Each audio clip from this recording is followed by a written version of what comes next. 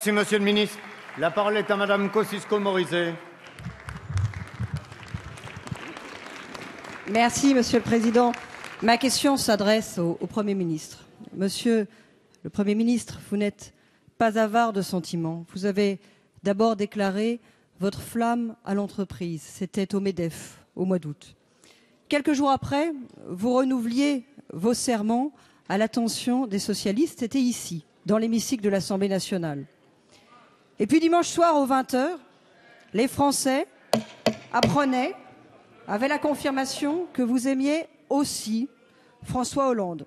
Et que ça allait durer, puisque curieusement, vous nous avez annoncé que vous resteriez jusqu'à la fin du quinquennat.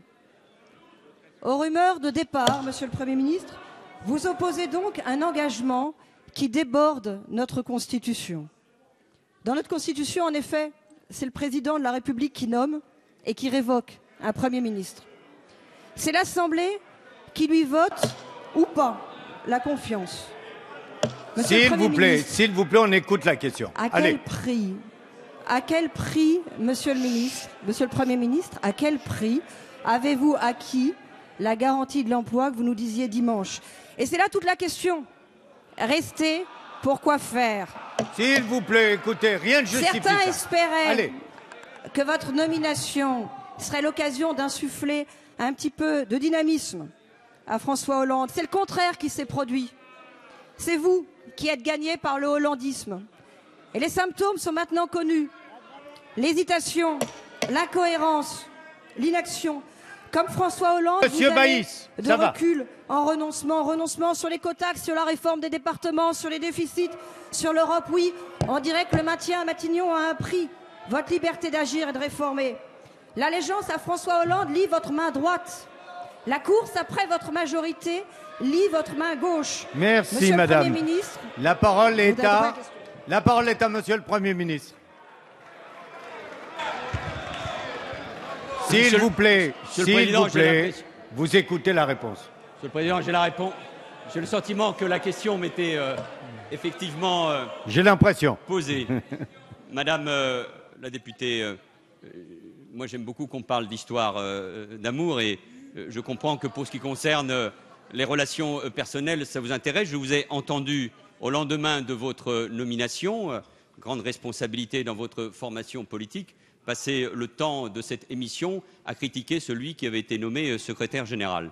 Donc je comprends parfaitement que ces questions-là, celles des relations politiques et celles des relations personnelles, vous intéressent.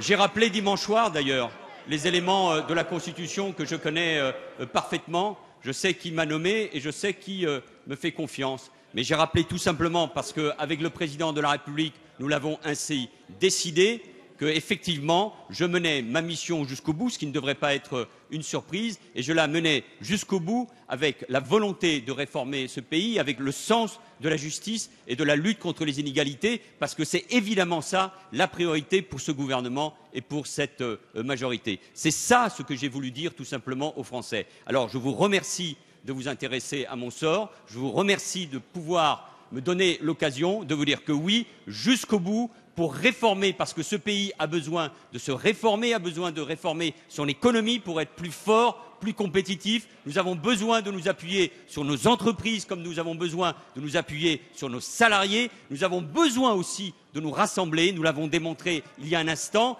parce que moi j'ai la conviction que nous sommes à un moment clé du quinquennat. Et c'est pour cela que j'assume pleinement mes responsabilités. Soit le pays choisit de regarder le passé, d'être gagné par les idées les plus sombres, soit il décide de regarder avec plus d'optimisme l'avenir. Et c'est le rôle de ce gouvernement et de cette majorité, mais j'en suis convaincu, de tous les républicains, de redonner, parce que nous en sommes très loin, une espérance à ce pays. Et c'est pour cela que je ne déserterai jamais mes responsabilités. C'est pourquoi, Madame la députée, j'assumerai mes responsabilités au nom de l'amour de la France, au nom même de l'idée que je me fais des responsabilités d'un chef de gouvernement pour le réformer et pour faire en sorte que demain, les Français aient d'abord davantage confiance en eux-mêmes. La confiance en eux-mêmes, Madame la députée, je le souhaite pour vous, parce que je crois que vous en manquez beaucoup de confiance en vous-même.